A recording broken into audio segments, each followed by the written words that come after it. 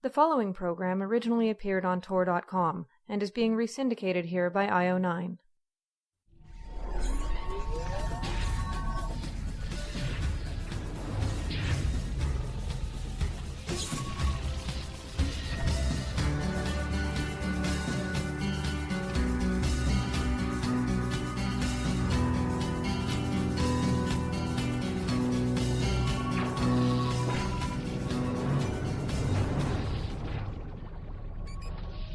Welcome to the Geek's Guide to the Galaxy.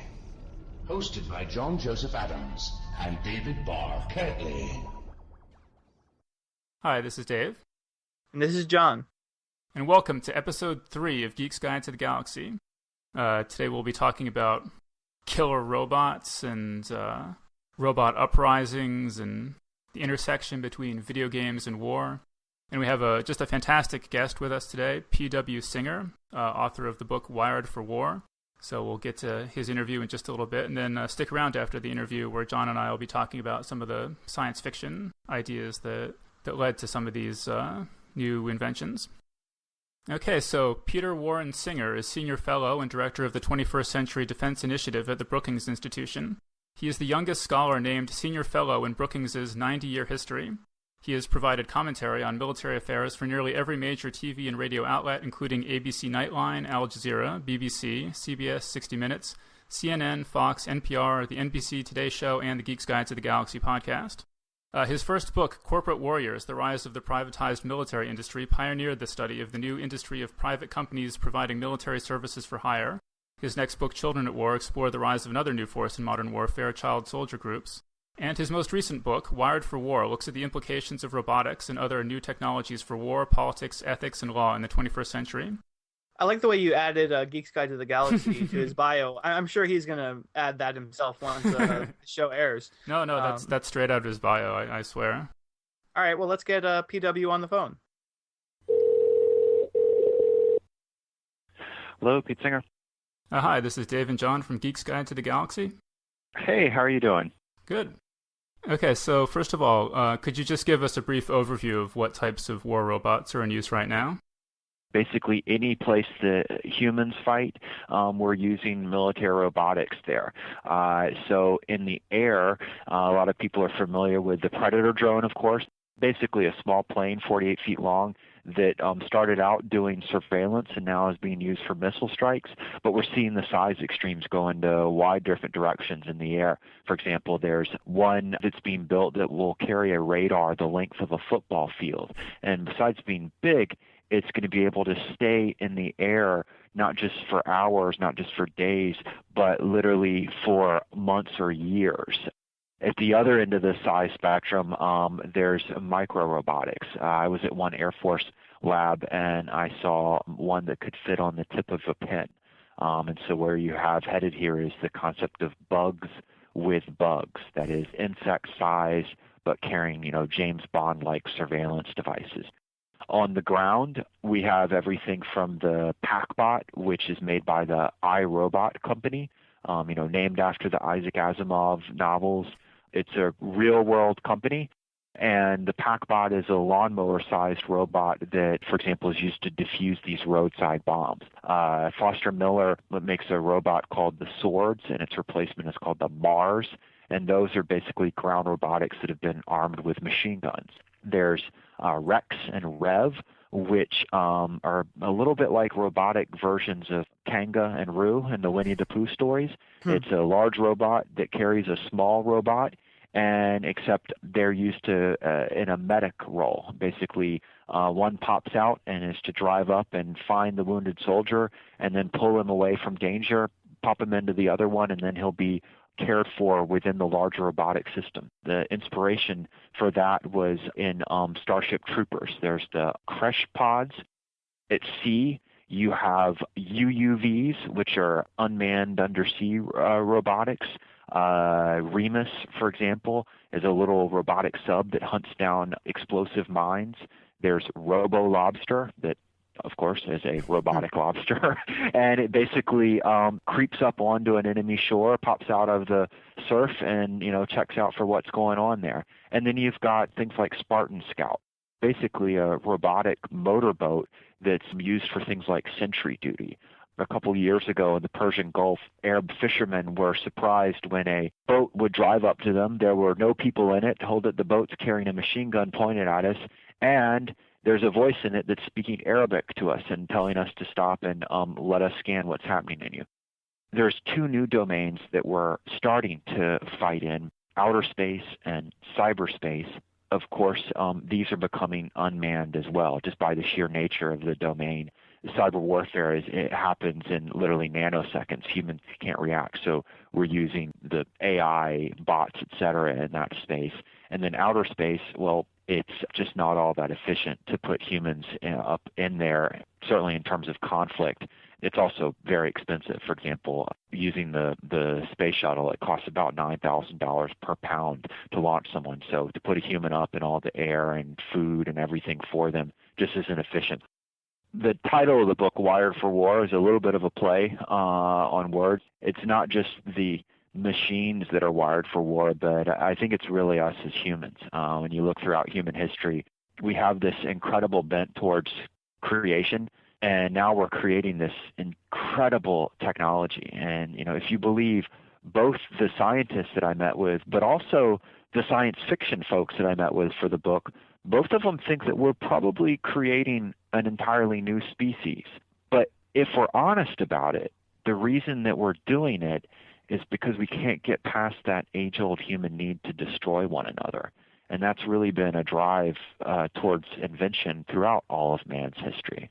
So some people argue that because of the dangers of all the things that come out of robotics, all the hard questions that it asks, and of course, the ultimate kind of science fiction-like danger that some people worry about, that one day they'll truly take over. But the point is that there's some people who say, the parallel right now is the invention of the atomic bomb. I remember some of the scientists saying that and saying, we don't want to make the same mistake that the physicists made back in the 1940s. Right after they invented the atomic bomb, most of those very same scientists later founded the arms control movement to ban it.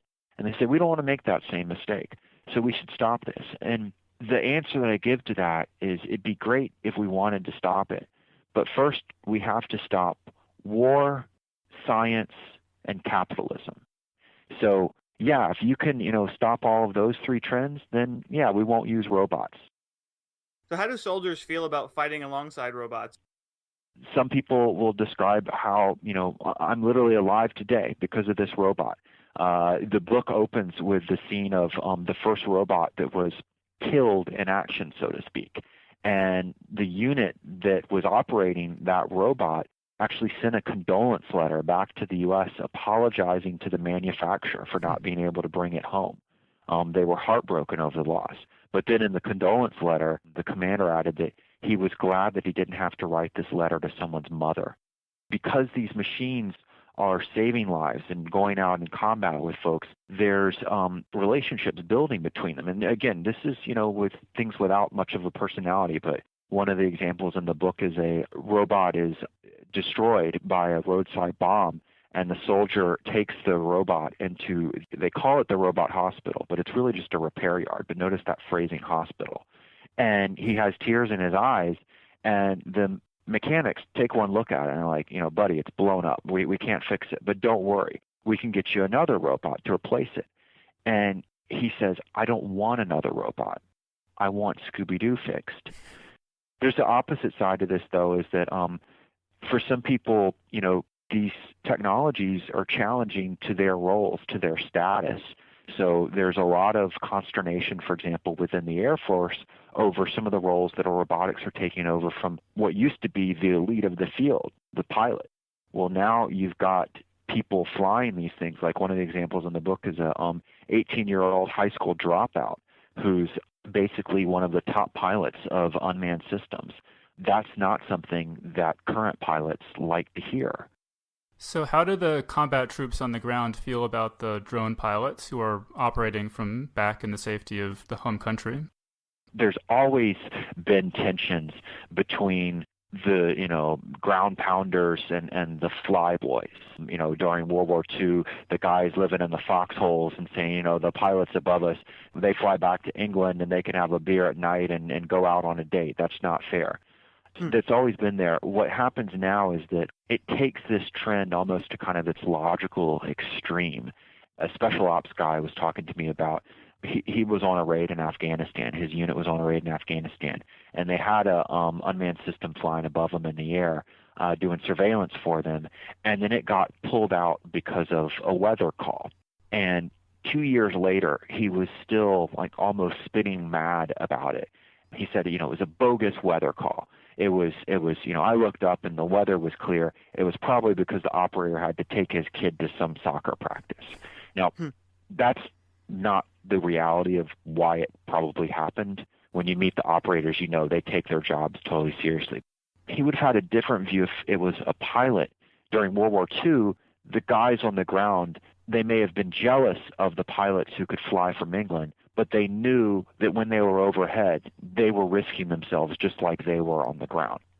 This is one of the challenges that this whole endeavor brings to light, is that it's not just the tensions that build between units, but also the new challenges of leadership. And that's one of the Predator squadron commanders put it to me, is that, it's very different from leading a man squadron. And one of the things you have to do is make sure that your unit, even though they're, for example, sitting in Nevada, you want to make sure that they're intimately connected to what's happening in the field, and that those in the field feel that way. So, for example, making sure that your pilots are getting out there to meet the people that they're supporting, and vice versa. So they'll, for example, fly back the units on the ground, they'll fly back soldier for them to be able to meet the Predator drone pilots so they can exchange information. Also know that there's two humans on both ends. Did the drone pilots get medals of valor and things like that? Originally, they did not. They didn't get medals of valor because no one considered what they were doing as meriting that. And in fact, they weren't even getting service medals. That is, whether they were fighting in these conflicts or not. And this was a huge issue for the pilots in these units, because if you don't get these commendations, then you won't advance in your careers. And just a few years ago, it was considered, almost a career killer to be sent to one of these units. One of the people in the book was a F-15 pilot, a fighter plane pilot, and he gets promoted. He gets promoted to squadron command, except it's squadron command of a Predator unit. And so his buddies in the F-15 unit, instead of being like, wow, you got promoted, let's all go out and celebrate, they feel sorry for him. They apologize for what happened to him. Well, as he tells, in the next 2 years, his unit, even though it's not seen as glamorous, is actually engaged in more combat than any other unit in the U.S. Air Force. And so the Air Force has figured out over the last year that if this is the future, they better figure out how to maintain and promote this group. And so they've changed the award structures, and so that is changing. But what you're getting at is, something that's explored in a lot of science fiction. I'm thinking of things like the Forever War or Old Man's War, the like, is that technology has an effect on demographics. Ender's Game would be another example of this. That is, who can do what in war is changed by technology. And that's true whether we were talking about, the peasants who at one point did nothing in war, and then someone figured out, hold it, if we arm them with longbows and pikes, they'll be able to defeat the knights who were the noblemen. And that's the same thing in, Ender's Game. It's, wow, a kid, just because he's good at video games, may be a player in this new kind of war that we have. One of the folks in the book, he's a U.S. Air Force guy, he sort of half-jokingly says, look, the physical attributes that you need to do this job, it's not to be able to do 100 push-ups. It's to have a big butt and a strong bladder. And what he means is literally be able to sit for long periods of time operating this. So in Ender's Game, it very much is akin to playing a video game, what Ender does in controlling the army. And piloting a drone kind of seems like playing a video game, at least to the layperson. Is that true at all, or is there what is the relationship between games and war these days?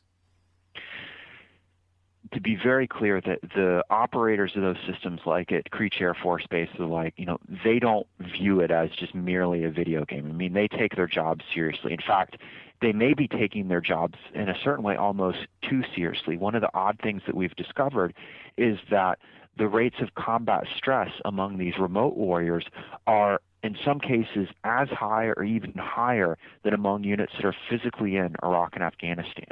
That is, that they are truly taking this to heart. But so that's the first part I want to make clear. But the second part is you're exactly right. There's this strong tie between the video game industry and the military that's growing even stronger.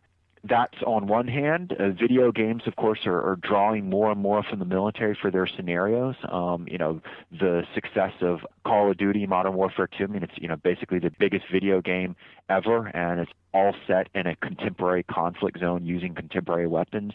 But the inverse is across the entire chain of the military, we're using video game technology more and more. So you have a game like America's Army that is a game, but it's a game that was researched and developed by the U.S. military because it's used as recruiting. And then once that individual joins, they'll use video game technology for everything from training up on how to operate their PackBot, where the controllers are basically look a lot like PlayStation controllers, to there's video gaming used for how do you deal with PTSD after the fight. The worry here with this kind of cross between military and entertainment, what some people call militainment, is that it grows a little fuzzy. One soldier said, his worry was what they called avatar fatigue. There's a difference between playing with avatars and then you lose someone and then you just reboot the game versus when you actually lose a soldier, you have to write the letter home to that person's mother. And that if you get a generation that grew up thinking the first way, they may not be well equipped to deal with the reality. So will we go from these remote-controlled warbots to autonomous warbots? Or another way of asking that is, when should we all buy our robot attack insurance? I'm someone who loves science fiction, but I'm a security analyst. So how would someone who comes from the background that I have take the scenarios and weigh whether they're real or not? That is, what are the preconditions for, a Terminator-like Rise of the Machines or the Matrix or whatever? What are the things that need to happen? The machines have to be, super intelligent. They get to what they call strong AI, self-aware. But then also, it's not just that they're self-aware. They have to have some kind of either will to power or sense of self to protect. In all the scenarios, they either want to take over or they think that humans are going to harm them, and so they preemptively strike. There's a debate as to whether we're going to get strong AI or not. But a key, at least right now, is we aren't building robotic systems that have a will to survive. We're actually building them to go out and get killed. Doesn't mean it won't change, but that's what we're doing right now. Another aspect is, of course, as sophisticated as something like a Global Hawk drone is, it still needs us. So it can take off on its own, it can land on its own, it can carry out its mission on its own, but it still needs us to fuel it, repair it, even program it where to go. The kill switch part of it, I kind of worried if, an entire generation that grew up on Terminator didn't build in some kind of fail-safe controls. If we don't, then we almost maybe deserve it. You don't get to a super intelligent robot without first having an intelligent robot, without first having a semi-intelligent robot, without first having a kind of dumb robot. And we're right now, as amazing as these things are, we're at the dumb robot stage. So, one of the hopes of the book is to basically get people talking about all these different scenarios so we can't plead ignorance later on. Right now, we have warbots, and I'm guessing most of our enemies don't, but that surely won't last forever. In what ways might robots be used against us in the future? There is this assumption that the U.S. is ahead and that we'll always stay ahead, and it's just not going to be the case. This ain't the Rumsfeld era anymore. There's 43 countries other than the U.S. that are building, buying, and using military robotics. And they range from countries like Great Britain and Israel to countries like Russia, Iran, China, Belarus. And so what you have playing out is basically A lot like what played out in the computer industry or the video game industry. Companies like Commodore or Atari were the leaders, but just because you're ahead at the start doesn't mean that you're always going to be ahead. There's another aspect of this, which is the open source warfare phenomena. It's a lot like what's happened in open source software, in that the technologies are not ones that only states can use. Non-state actors can use them. Anyone can, build, buy, use, hack them, do it yourself, etc. A lot like what's played out with software. And so the stories in the book that illustrate this, I think, are fascinating. One is about a group of college kids at Swarthmore who wanted to do something to stop the genocide in Darfur. They ended up holding a fundraiser, and then they took the money and entered into negotiations with a group of mercenaries to lease drones to fly over Sudan. Darker examples, the war between Israel and Hezbollah was the first war in which both sides flew drones against each other. But notice that one side was a formal military, the other was sort of a paramilitary cross with a terrorist group. One of the scarier quotes in the book I personally found was an interview I did with a DARPA scientist who said, look, if you gave me $50,000, I could shut down Manhattan right now. On a lighter note, I guess, apparently there's an anecdote mentioned in the book about a robot weapon locking onto the exhaust fan of a porta potty. Can you explain what that is? What that's all about is what one robots company executive described as oops moments with your robot. And there was one during a test where basically it was supposed to lock on to helicopters. Instead, it got confused and thought that the spinning fan in a porta potty was the target. To a more tragic example, in South Africa, just about a year and a half ago, an anti-aircraft cannon had a, quote, software glitch during a training exercise. It was supposed to fire into the sky. Instead, it leveled, and then it started firing in a circle. It killed 9 soldiers before it ran out of ammunition. It was the scene from RoboCop playing out in reality. To me, the question is also, how would you investigate these instances? What system of law would you turn to for accountability? The challenge right now is, the laws really haven't kept up with all of this. I went to Human Rights Watch to ask them about, what system of law would you turn to in trying to figure out who to hold accountable, for example, when a predator drone strike goes awry. And the 2 leaders in the organization got in this argument in front of me. One of them said, well, we turn to the Geneva Conventions, of course. And the other one said, Geneva Conventions, those things are from the late 1940s. How would you apply it to this 21st century technology? The system of law that we need to turn to is the Star Trek Prime Directive. Now, that's great in a certain way. I love that Star Trek's having this, wonderful influence on the world, but we can't call Captain Kirk up as an expert witness. We've got to figure out how to update our laws, but also one of the big challenges is figuring out how to deal with situations where the person operating the machine may be 7,000 miles away, like with predator drones, but also it's not just the physical change in the location of decision, it may be the time change. That is, the reason the system went awry may actually be because 2 years ago a scientist made the wrong decision, designed something they shouldn't, or maybe they made a mistake and they put a 0 where they should have put a 1 in the software language. And so I argue that you can't just blame the soldier operating the system if it doesn't work. When you brought up RoboCop, that made me wonder, you're referring to the example in the movie where the Ed 209 robot sort of goes berserk and kills all the executives. But, it's portrayed as the antagonist in that storyline, whereas RoboCop is the good guy. Now, that makes me wonder, is the future of robotic science purely in the hardware-software realm, or is it possibly in the hardware, software, and wetware realm, as in the case of RoboCop himself? The robotics are not just little machines that operate outside, a la R2-D2 or whatever. They're also a technology that we're starting to put inside us.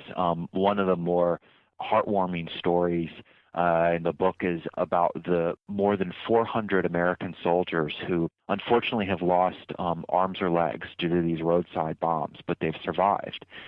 And using robotic prosthetics, they've had their arms or legs replaced not just such that they can go on leading their lives, but literally they've gone back to their combat units to serve again. And the head of the program describes it as the Luke Skywalker effect. If you remember in Empire Strikes Back, Luke gets his hand cut off by a lightsaber, and then at the end of the movie, we see Luke with a robotic hand. That was science fiction when I was growing up. For 400 American soldiers, that is their reality already. Now, that's an amazing story, but we don't stop at replacement. And so we're seeing a huge amount of research, not into replacing what is lost, but make better. An interesting example is earlier this year, the British Army had one of their special operations soldiers, it was revealed, had laser eye surgery. For him, it wasn't so that he went from contact lens to being able to see normal. It allowed him to be able to see at night more than 400 meters. He had night vision. When science fiction fans hear the word robot, we tend to think of androids. When do you think we can expect to see real human-shaped robots walking among us? It would be a shame if we're so arrogant to think that the best possible form is our form. I mean, we actually aren't all that efficient in a lot of different ways. I mean, I remember one robotist is saying, we can't see out the back of our head. What's with that?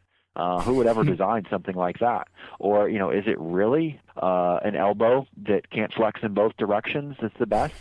When I see movies like, the Terminator movies, I'm kind of like, that's kind of lame. That's what they ended up with, really? Hopefully we'll move past that kind of arrogance, and we're starting to see that. I mean, you see robotics that are inspired by biology, then ones that are hybrids, and then even ones that are morphing, that literally can take any form. In terms of the humanoid development right now, we've got ones that are incredibly lifelike but not all that mobile. So one of the ones I talk about in the book is Actroid. Basically, she's modeled after a very sexy Japanese newscaster, and she is incredibly lifelike. In the picture in the book, if you look at it without knowing, you would say, oh, that's a person. But she's not, able to run or leap. She is able, though, for example, to communicate with you with 2,000 different phrases in 4 different languages. On the other side, we've seen research into legged robots that can walk, like Boston Dynamics. A lot of people are familiar with Big Dog that looks like a robotic mule, and it's basically able to walk like a mule. They've got a new version that's basically designed with 2 legs and is able to walk around.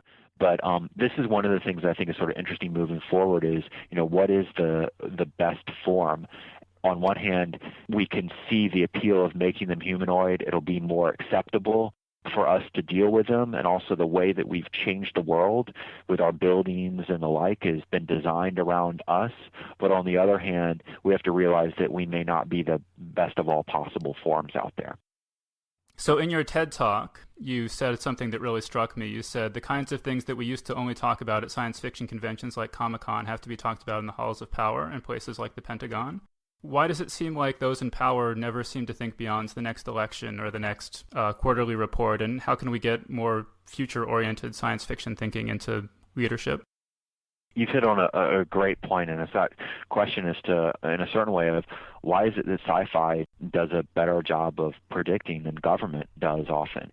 The British Admiralty reacted to a story that Arthur Conan Doyle wrote in 1914 about using the once science fiction-like technology of submarines in a blockade of Great Britain. And the British Admiralty said, that is so absurd. They went public to mock Arthur Conan Doyle for talking about that, for writing what we would view as science fiction.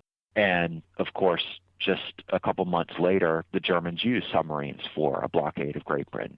And this continues throughout history. And I even had this experience during the book tour for this book where one Pentagon official basically talked about virtual worlds, things like Second Life, as being something that we would one day be able to have 20 years from now.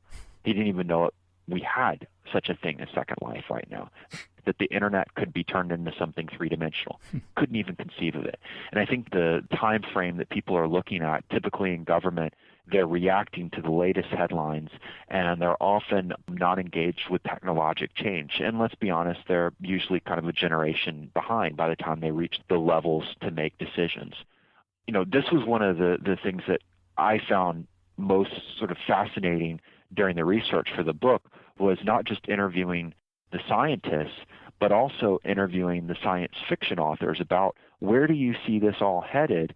I got to interview, folks from Greg Bear to, visit to the Science Fiction Museum and Hall of Fame. But one of the other parts that I found kind of funny was that some of these science fiction authors are harder to track down than it was to get folks in the policy world or beyond. It was easier for me to get an interview with an insurgent than it was, for example, to track down Orson Scott Card.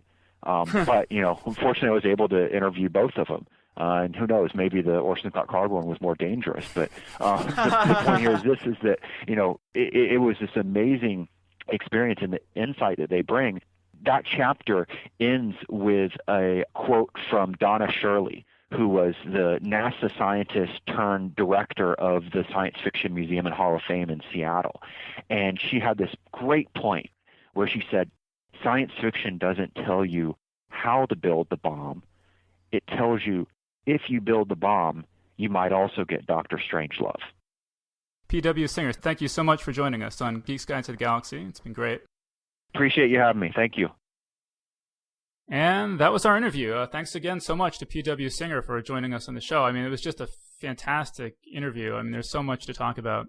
I think what we're going to do is try to just limit the conversation to talking about some of the science fiction works that were mentioned during the interview.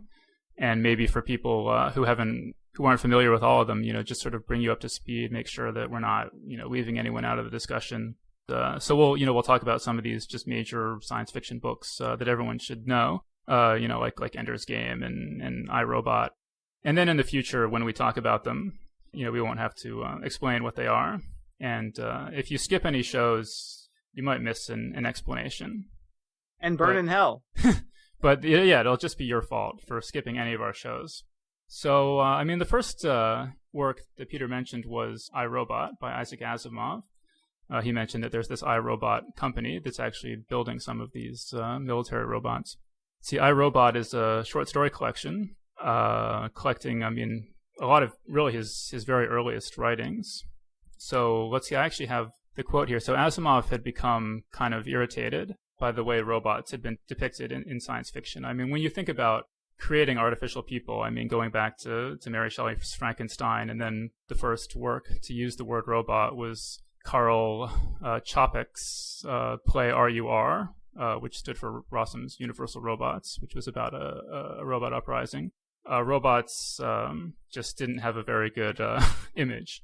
So I have a quote from Asimov about this. He says, "It became very common in the 1920s and 1930s to picture robots as dangerous devices that invariably destroy their creators. The moral was pointed out over and over again that there are some things man was not meant to know. Even as a youngster, though, I could not bring myself to believe that if knowledge presented danger, the solution was ignorance. To me, it always seemed that the solution had to be wisdom. You did not refuse to look at danger, rather you learned how to handle it safely. After all, this has been the human challenge since a certain group of primates became human in the first place. Any technological advance can be dangerous. Fire was dangerous from the start, and so even more so with speech. And both are still dangerous to this day, but human beings would not be human without them."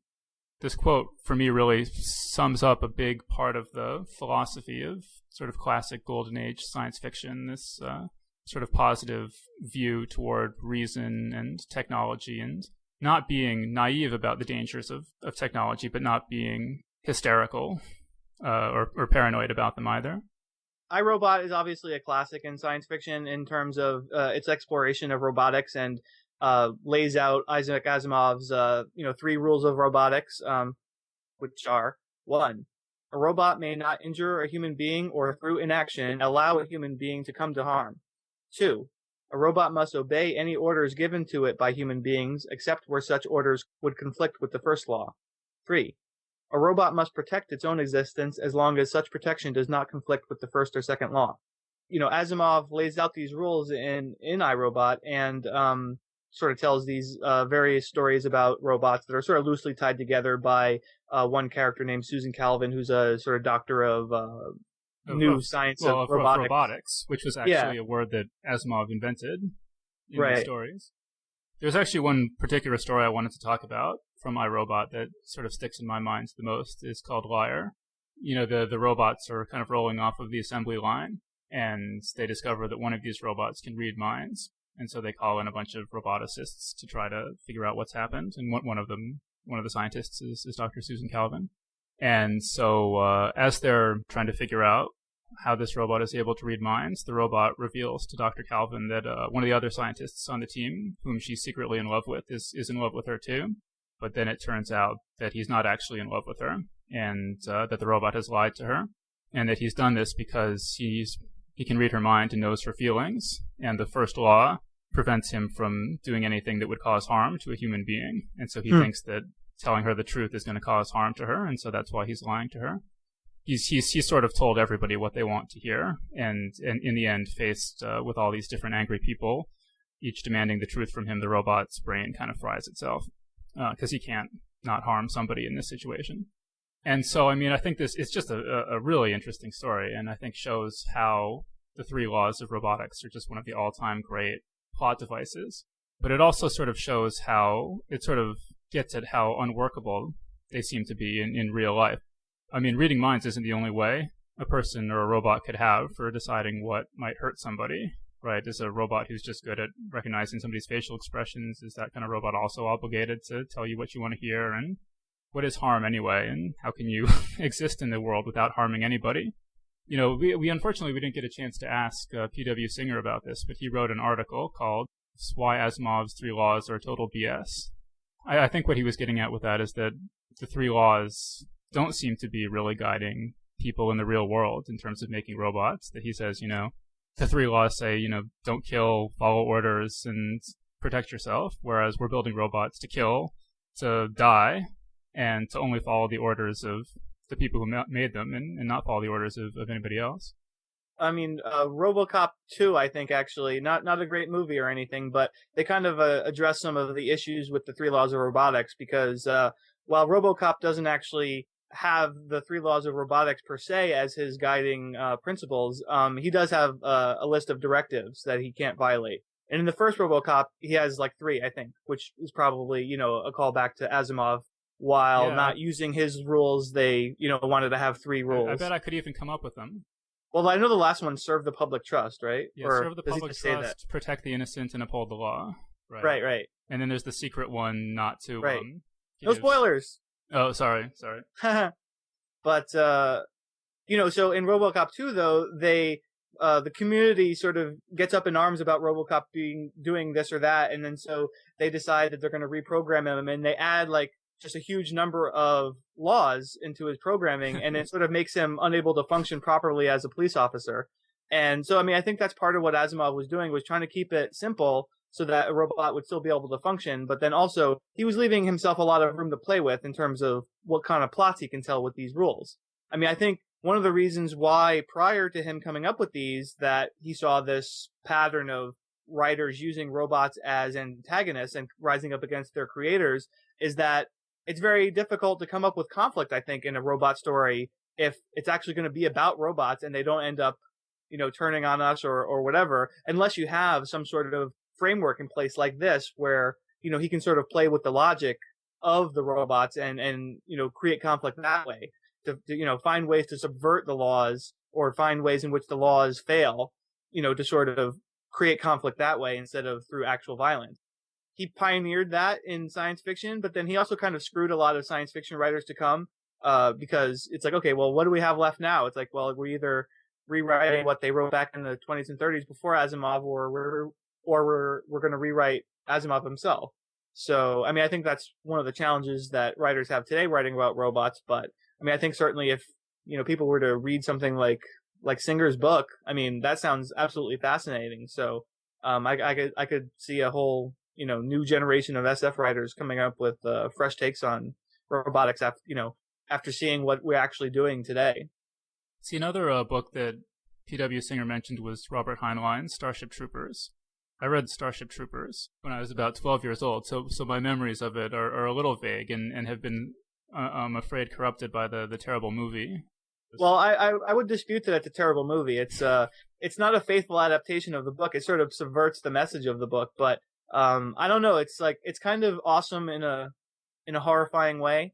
Like, I don't know. I mean, Well, I know I shouldn't like it, but I actually really like it. I mean, I guess I sort of have some sort of affection for Paul Verhoeven's just incredible excesses in filmmaking. Like RoboCop is another Verhoeven film that I actually love. And Starship Troopers, I know a lot of people hate it, but like, I don't know. I really like it. I mean, it's like a fascist recruitment film, and the way it's portrayed. And I mean, I just love the way it subverts the idea of the book, because it's making Heinlein's ideas satire, which he did not intend. Yeah, I mean, in order to enjoy it, you have to view it as a parody of the book, and at that level, it's kind of fun. But for those of us who we're looking for a good science fiction movie, we were really disappointed when it came out. But I mean, the story basically is that Earth is at war with insectoid aliens. And in the book, anyway, the hero is a member of a military unit called the Mobile Infantry, and so they're infantry soldiers, but they have these suits that allow them to leap really high and deploy tactical nukes and stuff like that. And that's actually coming true too. There's this YouTube video of this Sarcos suit. It's a sort of exoskeleton that you can strap yourself into, and it allows you to lift a lot of weight. And the head of the company is talking about in the future how you'll be able to get out of the suit and then tell the suit what to do, and then the suit will become kind of a robot and it'll run around and do stuff on its own, and then come back and you can get back into it. And it sounds really cool. It reminds me kind of the Ian M. Banks story, Descendant. Is that the one where there's a guy and he's got a suit, and the suit is solar powered, and he's trying to get back to base. And so when the sun is up, the suit does all the walking. He sleeps, and then at night he wakes up and does the walking while the suit has no power. That's a story I really enjoy. So that's a great story. I mean, there's a long tradition in science fiction of telling stories about this sort of powered armor individuals. Like there's a great book that most teenage boys read when they're first getting into science fiction called Armor by John Stakely. I actually just reread it recently because the audiobook version of it just came out, and so I listened to it. It didn't hold up to my younger memory of reading it, but it's actually a really fun book. But that's what it's about. It's about a soldier who wears this sort of powered armor, and it's sort of it's very reminiscent of Ian Banks's story, because there is an aspect of the armor having sort of an existence beyond the soldier himself. But as far as the Starship Troopers goes, like I will say that's one thing I was definitely disappointed in with the movie, is that in the movie, they're basically wearing like a helmet and like football gear. It's like, what? Where's their armor? It's like, I want to see the powered armor on screen, Starship Troopers is kind of infamous in a lot of quarters because of the suggestion that only military veterans should be allowed to vote, and that's kind of one of the things that the movie kind of pokes fun at and depicts the federal service, as in this really overtly authoritarian way. And another book that P.W. Singer mentioned that's taken to be kind of a response to Starship Troopers is Joe Haldeman's The Forever War. So in the Forever War, Joe Haldeman was a combat veteran in Vietnam, and so the book is sort of seen as being a kind of science fiction imagining, or allegory of his experience in the Vietnam War, where the soldiers come home and home seems alien. And so in the book, these soldiers are sent off to fight these aliens, and nobody really knows why they're fighting, and the war seems kind of without purpose. And they're sent through these collapsar wormhole type things, so that they're traveling faster than the speed of light. And because of relativity, each time they return home from a campaign, it's been just a short time for them, but decades have passed back on Earth. And so each time they return home, Earth is jumped forward, in effect, into the future. And so the first time they come back, it's kind of a Mad Max style thing where law and order is breaking down. And one time they come back and the whole population has sort of been engineered to be homosexual as a means of trying to control overpopulation. And they eventually come back, and the whole planet is just everyone is a clone of the same person, and there's just one person on the Earth. And it's just a really cool book. the books that P.W. Singer mentioned are all sort of the classics of military science fiction, kind of, and sort of the next in that chain that he mentioned was Ender's Game by Orson Scott Card, which is, again, like in Starship Troopers, Earth is at war with insect aliens, and so they're training their next generation of commanders, of military commanders. So they're selecting them when they're children and taking them to this school in orbit called Battle School, where they do kind of laser tag games in zero gravity to try to learn how to think in 3D, without gravity. And then the people who do the best in those games are taken to command school, where they play sort of video games to command the armies. Sort of like piloting the drones that Singer was talking about. Yeah, so I mean, there's a lot of ways in which Ender's Game, which is a book that came out in 1984 or so, prefigures things that have actually happened, like these drones, and also in the book, Card imagines the internet and having different sock puppets and building online followings and blogs and things like that. Unfortunately, there's still no zero gravity laser tag. When it does happen, remember that the enemy's gate is down. Yeah. See, and then another book that P.W. Singer mentioned was Old Man's War by John Scalzi. Another kind of response to Heinlein.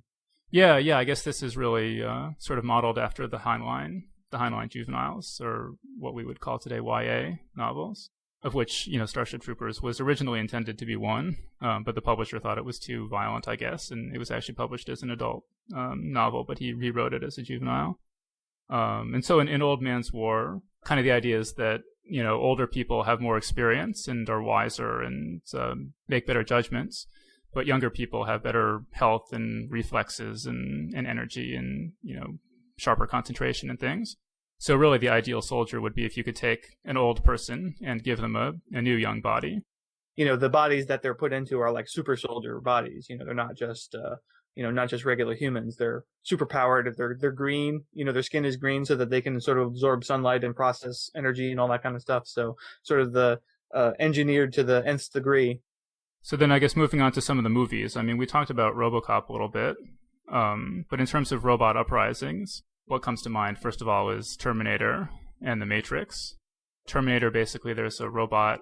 In the future, the robots rise up and humans are fighting for survival, and so the robots send a machine back through time disguised as a human being to assassinate the leader of the human resistance, or to assassinate his mother initially, before the leader can be born, to win the war. And then in The Matrix, there's a sort of normal guy, and he realizes or discovers that the world around him is a sort of virtual reality illusion, and that he's actually plugged into a pod in a future run by malevolent machines, and that he can do cool kung fu once he realizes that the world he sees is just an illusion. Most people kind of like The Matrix, at least the first one. I guess John's not really one of them. Yeah, I'm not. I kind of hated it. But one thing that everyone I've talked to among science fiction writers seems to hate is the explanation for why the machines have created the Matrix. And so supposedly, in the future, humanity blasted the sky so that the machines who were solar powered wouldn't have any power. And so the machines have taken all these human bodies and plugged them into this big, network to draw power from them. And this drives a lot of the more science-oriented people nuts, because it just seems to violate thermodynamics. And how can you run a human body and get more energy out of it than you're putting into it? And there's this line in the movie where they sort of do some hand-waving and say, well, combined with a form of fusion. And then you're kind of like, well, wait, if they have the fusion, why don't they just use the fusion? What do you need the people for? And I don't actually hate this thing as much as most people seem to, because it does make a kind of metaphorical sense, in the character's normal life, society and rules and corporations and stuff are all sucking the life out of him, and then he wakes up and discovers that that's literally true, but it doesn't make any scientific sense. I could expand on why I kind of hated the movie, but it would entail spoilers, so I don't want to go into that. But, I will say that I did love the sort of visual aspects of it, like everyone else did, the fancy kung fu and all that kind of thing. But, the plot problems and the science problems are what bugged me about it and sort of ruined it for me. Also, I guess because I was so disappointed because it was so close You know, it's like that's part of it. It's like when a movie comes really close to being awesome, but then like has like a few what to me were critical flaws, that makes it even more disappointing to me when when it falls just that short. But I'm a harsh critic, as you've noted. You've noted before on Netflix. Dave and I are Netflix friends, and if one were to look at our ratings side by side, like they're all about the same, except that mine are like, what is it, 1 star or 2 stars lower than yours? Yeah. 2 stars lower than yours. So yeah, they follow the same curve, but I'll give something 5 stars that he gives 3 stars to. I guess I was going to mention I just read this. Mark, we interviewed Chet Falisak a few episodes back, and Mark, we were talking about Mark Laidlaw, who wrote for Half-Life for Valve, and I just actually read a short story by him in which they take soldiers. They need soldiers to be sentries, and so they kind of take them and plug them into these wheelchairs, and so they're just kind of stuck staring at whatever they're supposed to be watching, and they can't move, and they're not really awake. And then when they see something that alerts them, that they come awake. And it's kind of a cool premise. But when I was listening to P.W. Singer talk, it really did make you think that a robot is really what you would want to use for this kind of job. That a robot would just wait and wait and wait and not get bored and not have to be fed and all this stuff. It was kind of reminding me of in Hitchhiker's Guide to the Galaxy. There's this robot, Marvin, and the characters are blasted billions of years into the future and end up at the very end of the universe, where there's a restaurant where you can watch the end of the universe happening. And it turns out that the robot is there. And they say, Marvin, how did you get here? And he's like, oh, I've just been waiting for you for the last few billion years. And he's sort of a depressed robot, and he says, the first billion years, they were the worst. The second billion, they were the worst too. After that, I went into a bit of a decline. But it's just, the robot will just do some of these things. But, you were talking about RoboCop, and, I just rewatched RoboCop not all that long ago. They just released it on Blu-ray, and our friend Rob Bland got a copy of it.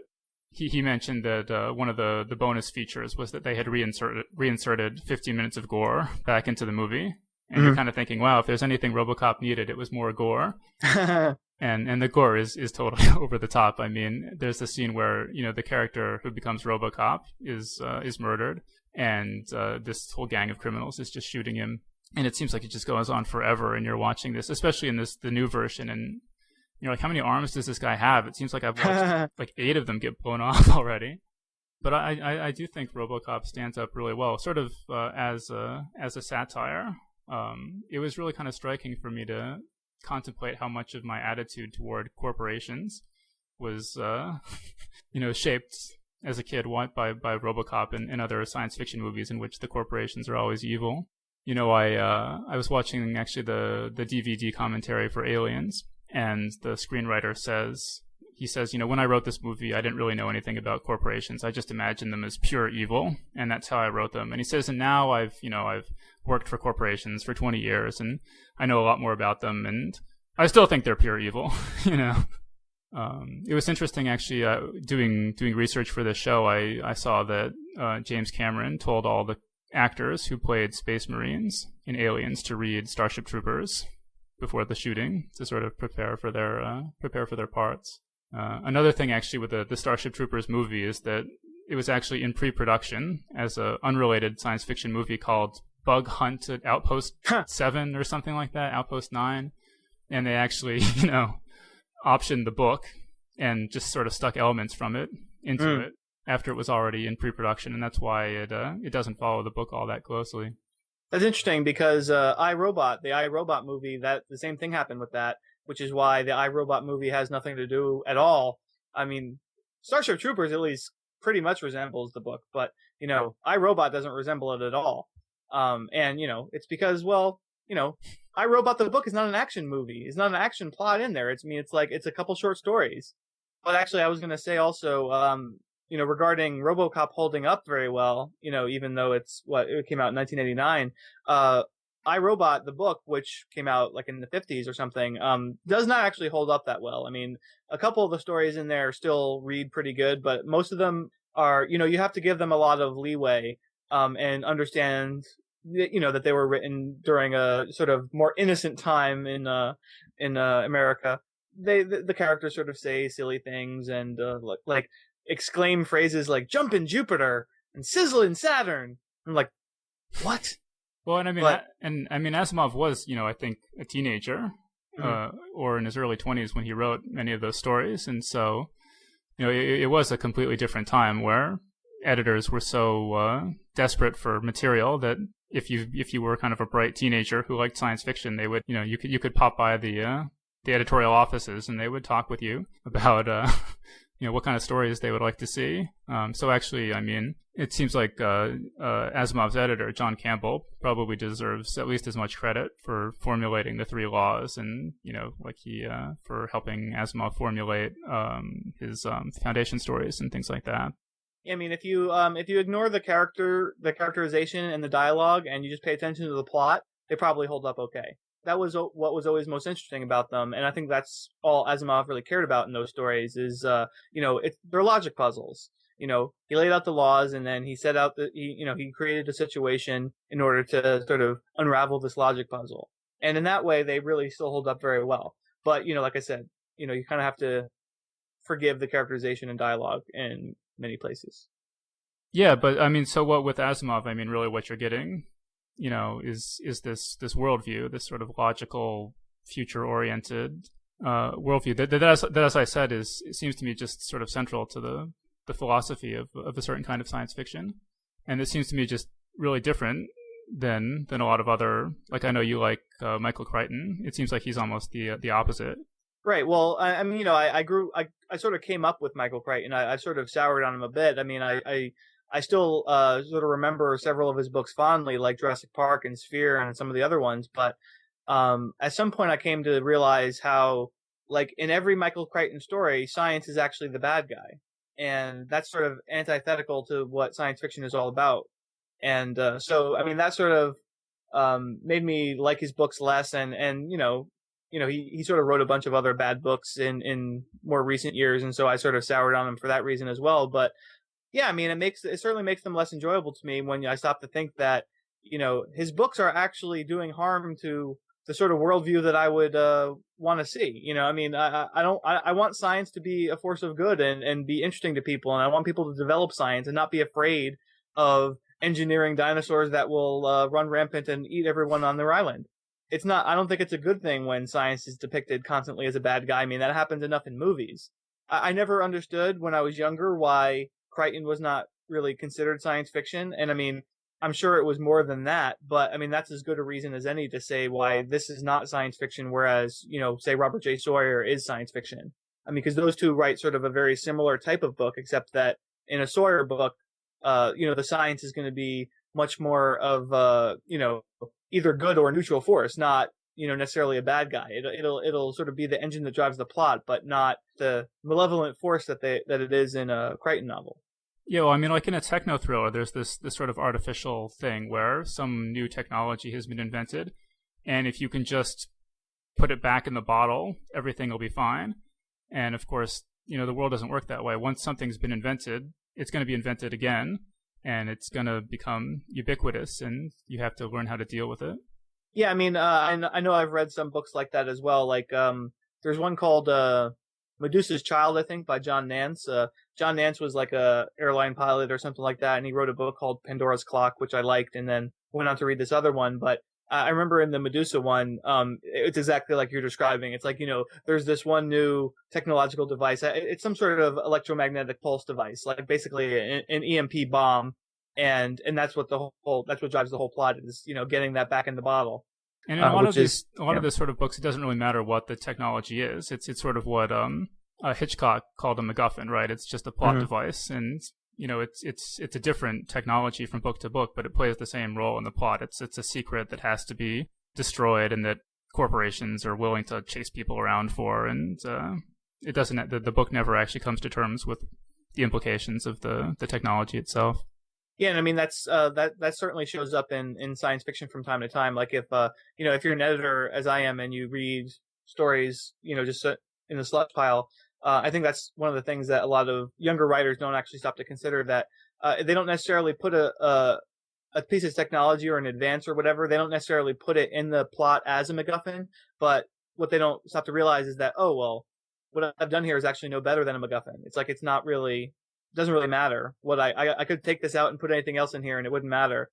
Well, I hope all the aspiring writers out there are listening to our words of wisdom. Take notes. And we're just about out of time now, so I think that's going to be our show. And be sure to join us next week when we interview writer Marjorie Liu, author of the best-selling novels in the Dirk and Steel series and the Hunter Kiss series. She's also a writer for NYX, Marvel comic, and Dark Wolverine. The Geek's Guide to the Galaxy is a production of Tor.com.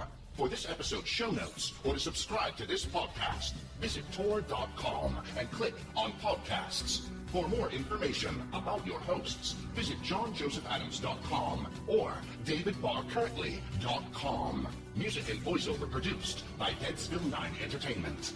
If you've enjoyed this program, tell your friends. If you didn't enjoy it, tell no one. Thank you for listening.